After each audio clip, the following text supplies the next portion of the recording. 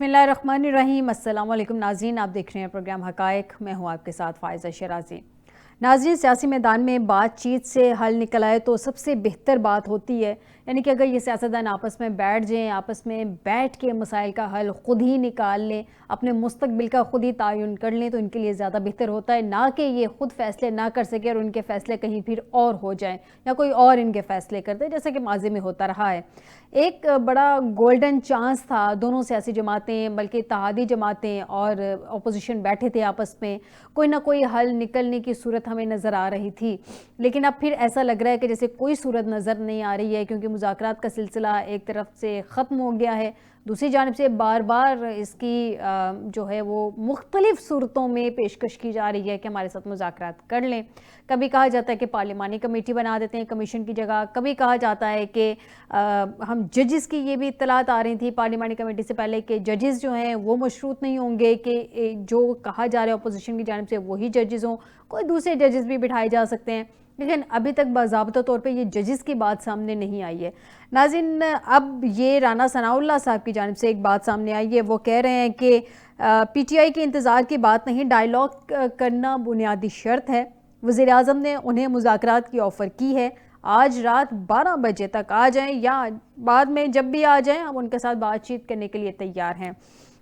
ناظرین، یہ بڑی اہم بات ہے، دوبارہ سے وہی مذاکرات کی آفر کی جا رہی ہے حکومت کی جانب سے، لیکن یہاں پہ بڑا اہم سوال یہ کھڑا ہوتا ہے کہ اگر حکومت بار بار مذاکرات کی پیشکش کر رہی ہے اور وہ یہ بھی کہہ رہے ہیں رانا ثناء اللہ صاحب کہ ہمیں پارلیمانی کمیٹی کیوں بنانی ہے، اس پہ ہم آپ کو قائل کر سکتے ہیں، اگر آپ بھی ہمیں قائل کر سکتے ہیں کہ آپ کو کمیشن، جوڈیشل کمیشن کیوں چاہیے، تو ہم آپ کی بات بھی مان سکتے ہیں۔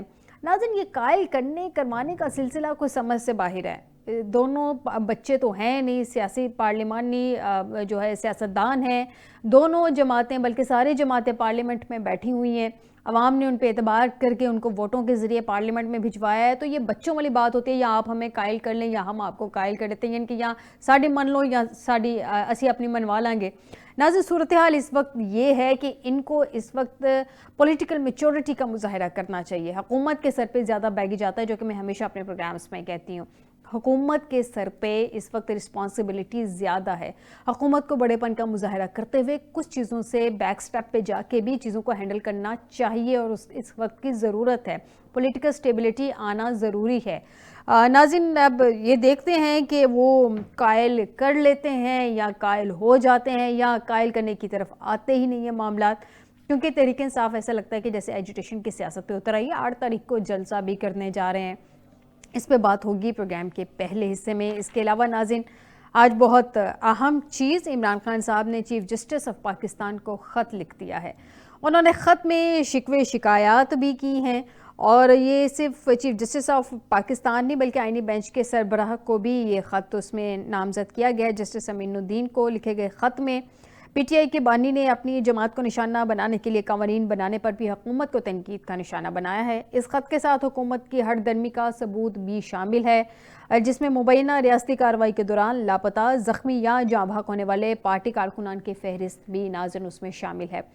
سینکڑوں صفحات پہ مشتمل یہ خط ہے جو ابھی تک کی ڈیٹیل ہم تک سامنے آئی ہے۔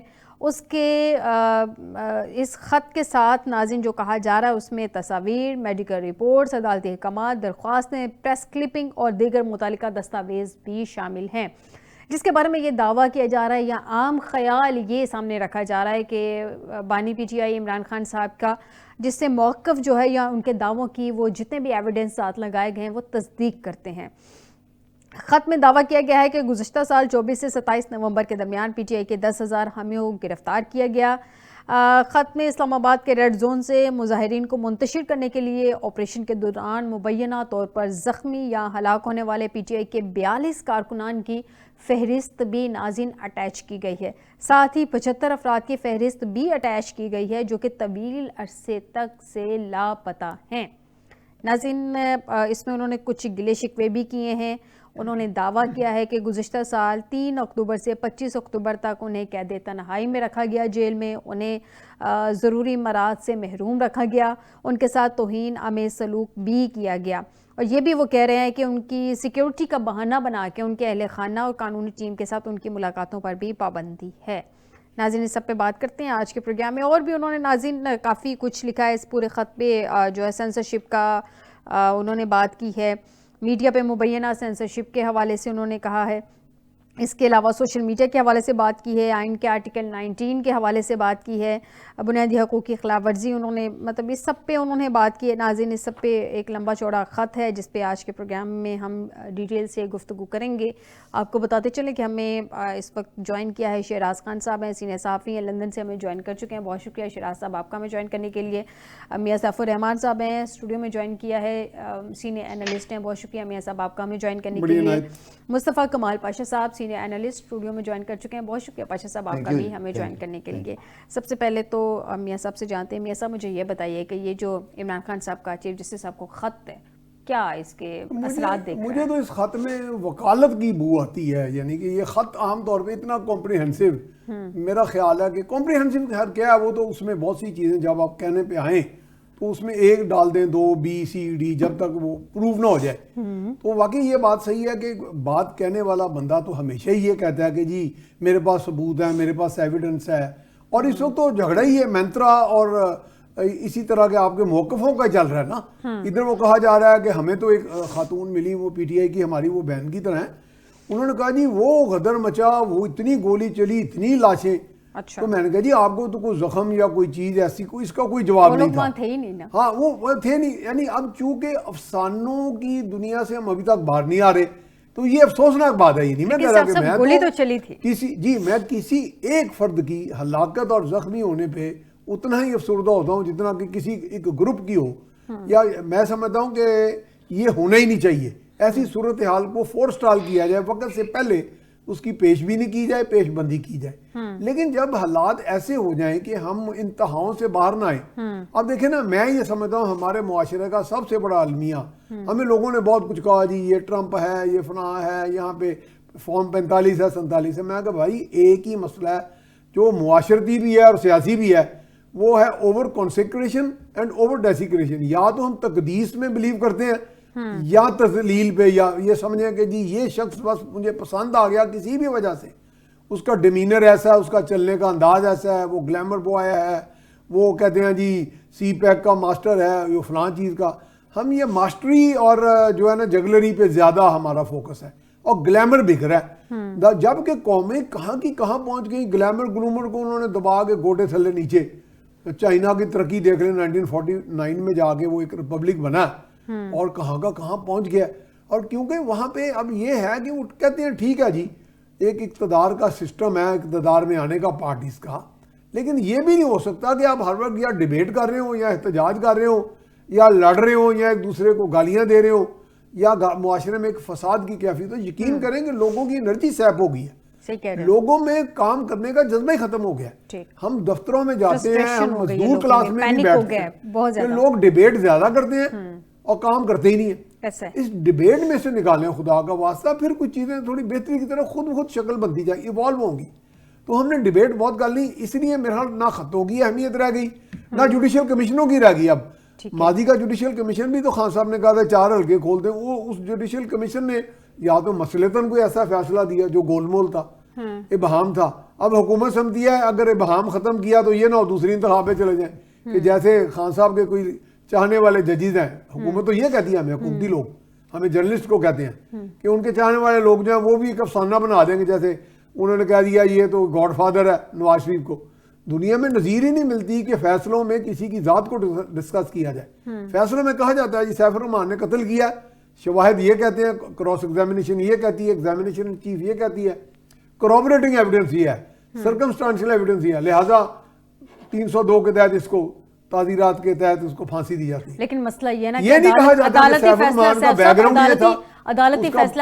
سیف صاحب عدالتی فیصلہ آ جاتا ہے. مسئلہ یہ ہے کہ اچھے معاشروں میں عدالتی فیصلوں پہ امپلیمنٹ ہوتا ہے نا. ہمارے یہاں پہ عدالتی فیصلے جو آتے ہیں ان کو اگر وہ سوٹ نہیں کرتے تو ہوا کی نظر ہو جاتے ہیں. سیاست دانوں کا ہے, ویسے تو اس ملک میں ہزاروں لوگ پھانسی چڑھ گئے. نہیں, وہ عام آدمی کے لیے, عام آدمی کا قانون سیف صاحب آپ مجھ سے زیادہ بہتر جانتے ہیں, اشرافیہ کا قانون جو ہے یا سیاست دانوں کا قانون وہ ڈفرینٹ ہے.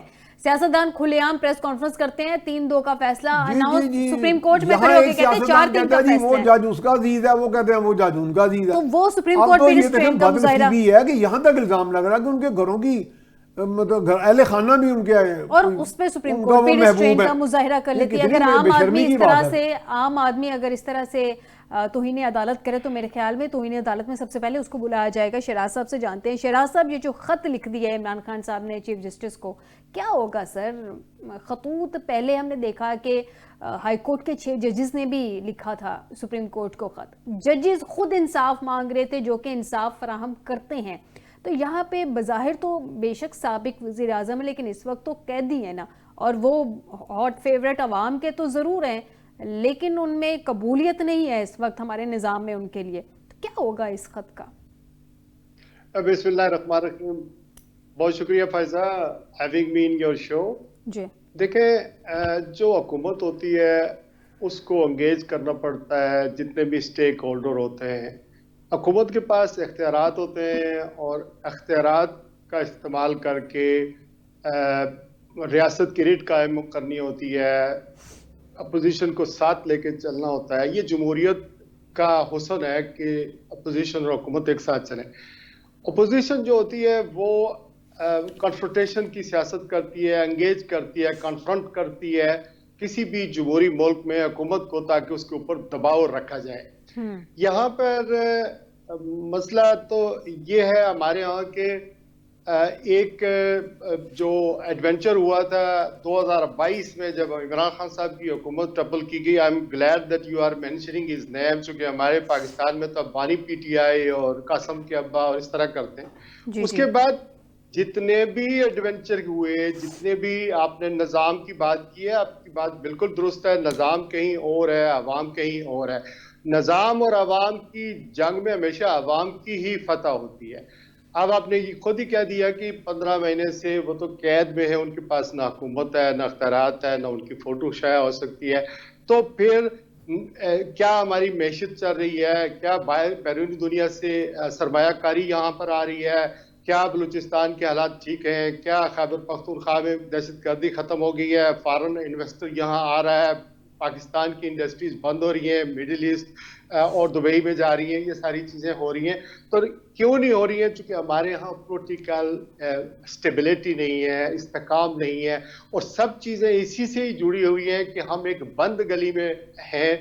البتہ یہ کہ آپ نے یہاں رول آف لا کی بات کی، یہ بات کرنا کہ 2008 کے الیکشن رگڈ تھے تو 2013 میں ہوئے تو کیا ہوا، 2018 کے رگڈ تھے تو 2022-24 کے الیکشن اگر 8 فروری کے رگڈ ہو گئے تو پھر کیا ہوا.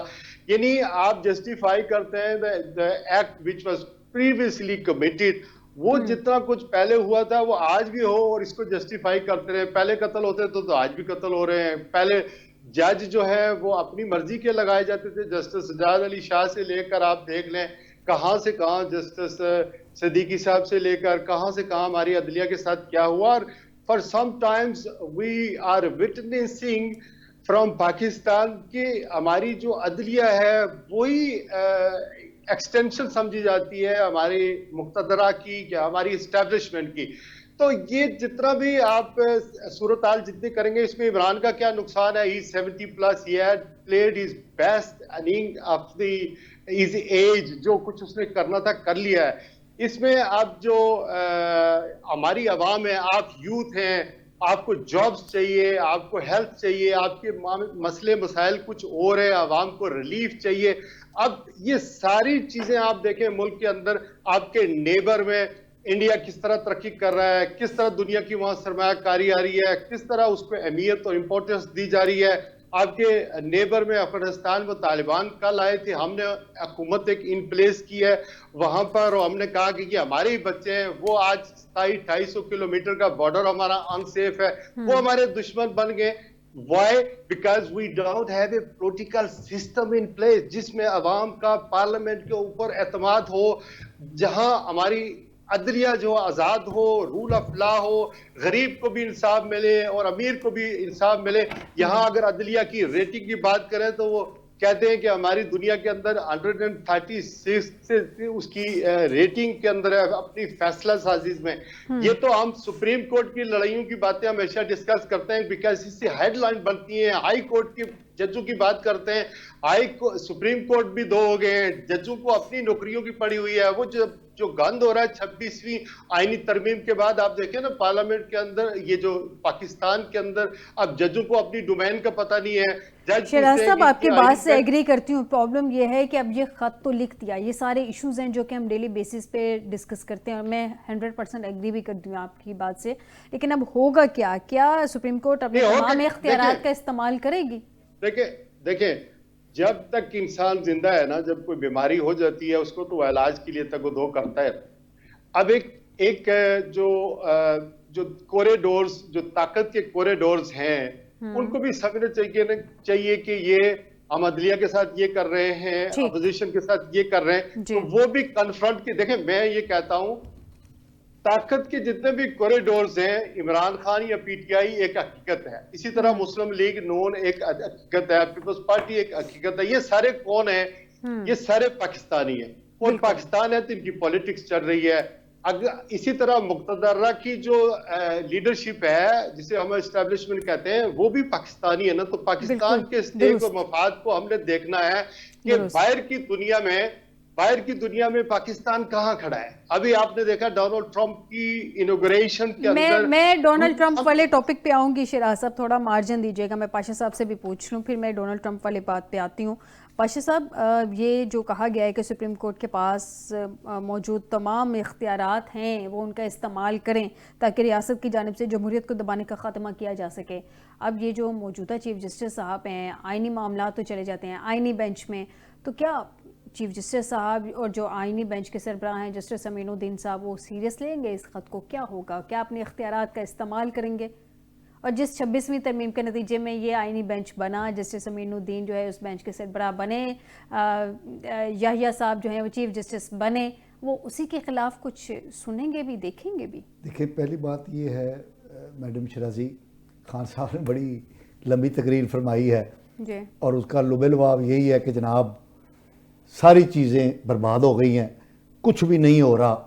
جزوی طور پر ان کی بات ٹھیک ہوگی, لیکن آپ ذرا یہ دیکھیے کہ جو عدلیہ کی انہوں نے صورتحال بتائی ہے, کیا عمران خان صاحب کے 44 ماہی دور حکومت کے اندر جج, جرنیل اور جرنلسٹ ایک نہیں تھے ایک دوسری سیاسی جماعت کو دبانے کے لیے؟ کیا جسٹس ثاقب نثار نے جو عدلیہ کی آت مچائی ہوئی تھی, کیا وہ درست تھی؟ کیا جو فیض حمید صاحب باجوہ صاحب کے زیر سیادت جو کچھ کر رہے تھے وہ درست تھا؟ کیا جو میڈیا اس وقت عمران خان مخالف سیاسی جماعتوں کا جو حشر کر رہا تھا, کیا وہ اس وقت درست تھا؟ کیا یہ درست نہیں ہے کہ 2018 کے اندر بھی عوامی مینڈیٹ کی توہین کی گئی؟ میں یہ بات آپ کی مانتا ہوں کہ 2024 میں جو 8 فروری کو الیکشن ہوئے تھے اس میں عمران خان صاحب کے امیدواروں کو اکثریت ملی تھی, لیکن وہ اکثریت کو جو پاپولر ووٹ تھا پی ٹی آئی کا, عمران خان صاحب کا, اس کو وہ الیکٹورل ووٹ کے اندر الیکٹورل اکثریت میں تبدیل کرنے میں بری طرح ناکام ہوئے. یعنی ان کی سیاسی بصیرت کا اندازہ اس سے لگا لیں کہ انہوں نے پہلے اپنے بندوں کو کہا کہ وہ ایک ایسی جماعت کے اندر شامل ہو جائیں جو کہ اقلیتی فرقے سے تعلق رکھتی تھی. ان کو پھر لوگوں نے سمجھایا کہ یہ حرکت نہ کریں. پھر انہوں نے اس جماعت کے اندر اپنے بندوں کو داخل کیا جس جماعت کی پارلیمان کے اندر نمائندگی نہیں تھی, اور اس جماعت کے سربراہ نے خود بھی اپنی پارٹی کے نشان پر الیکشن ہی نہیں لڑا تھا, اس پارٹی میں یہ شامل ہوئے. تو عمران خان صاحب کی سیاسی بصیرت کنفیوژن کس کا پھیلایا ہوا تھا؟ یہ کنفیوژن کس کا پھیلایا ہوا تھا؟ میں دیکھیں ابھی پھر بات پھیل جائے گی نا. یہ کنفیوژن کس کا پھیلایا ہوا تھا؟ اس وقت بھی اسٹیبلشمنٹ تھی, آج بھی اسٹیبلشمنٹ ہے. یہ جمہوریت کی باتیں خان صاحب کر رہے ہیں, کیا یہ جو 70 کے بعد ہمیں کہیں جمہوریت نظر آئی ہے؟ یہ بات پھیل جائے گی. نہیں میں اس پوائنٹ کی بات نہیں کر رہی. آپ کہہ رہے ہیں کہ انہوں نے ایک اقلیتی جماعت کو جوائن کیا یا بعد میں سنی اتحاد پہ تنقید کی جا رہی ہے. ہم لوگ بھی تنقید کرتے رہے ہیں. تو یہ کنفیوژن جو بطور جماعت ان کو آزاد کر دیا گیا تھا, یہ تو ہمارے الیکشن کمیشن ای سی پی نے یہ کنفیوژن پھیلایا. الیکشن کمیشن نے یہ تو باقاعدہ ہماری سپریم کورٹ کہہ چکی ہے کہ ان کے فیصلے کو انٹرپریٹ غلط کیا گیا. درست آپ نے کہا, سپریم کورٹ نے تو یہاں تک کنفیوژن پھیلایا نا کہ ان کا نشان ان سے چھین لیا, یہاں تک ہوا نا.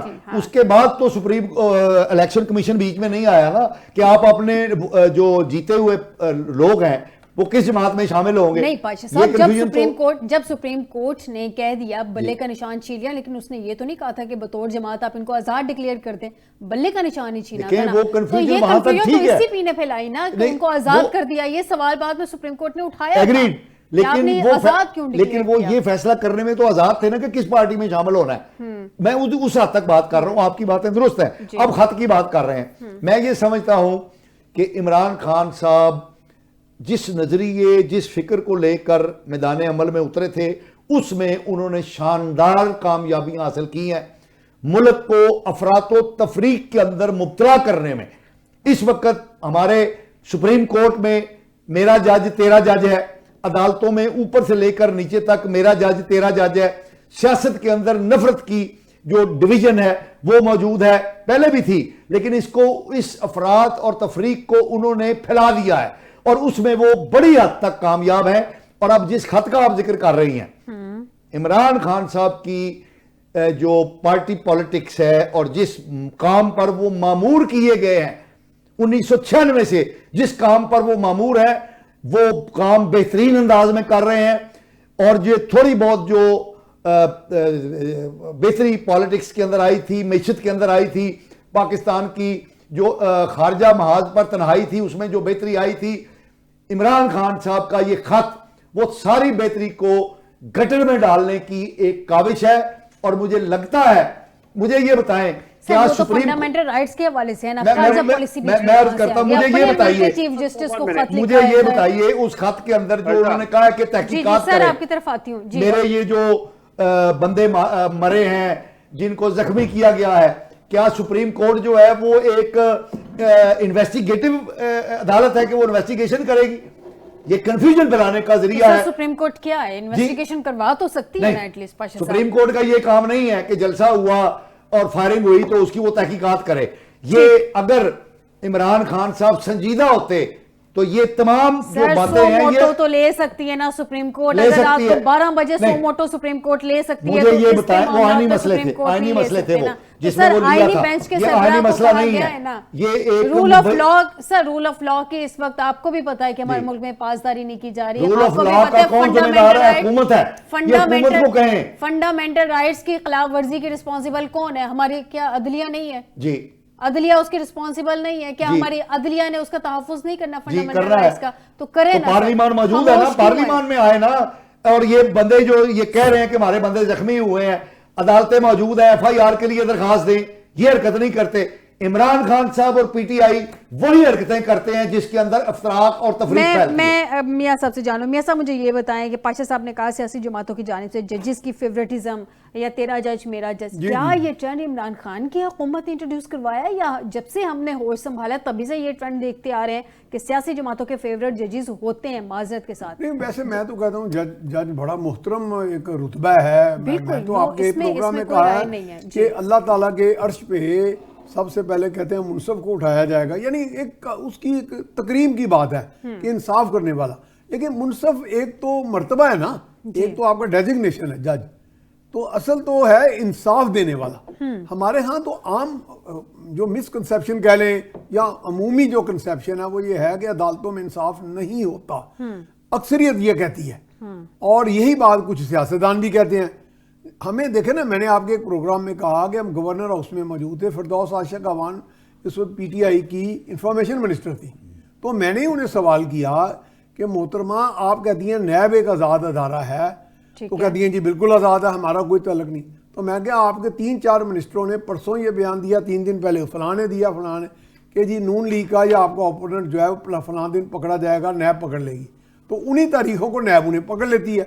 تو یہ تو گاٹھ جوڑ ظاہر ہو گیا. نیب تو سیاسی انجینئرنگ کے لیے جی ہمیشہ سے استعمال ہوتا رہا ہے جب سے یہ بنا ہے. اسی طرح عدالتوں کو بھی دیکھیں نا, ضیاء الحق صاحب نے کیا کیا, ضیاء الحق نے مولوی مشتاق کو یوز کیا. صاحب تو چیف جسٹس تھے نا, نیب تھوڑی تھی. نیب کے ادارے کی بات ہو رہی ہے, جب سے مشرف صاحب نے ان کو بنایا ہے نیب کو, تب سے یہ سیاسی انجینئرنگ یہ بات تو میں کہہ رہا ہوں. یہ جو لوگ کہہ رہے ہیں نا کہ 26ویں ترمیم کے نتیجے میں یا افریدی چیف جسٹس بنے امین الدین آئینی بینچ کے, وہ پہلے ہی کوالیفائی کرتے تھے to be either the chief اور the next to the chief.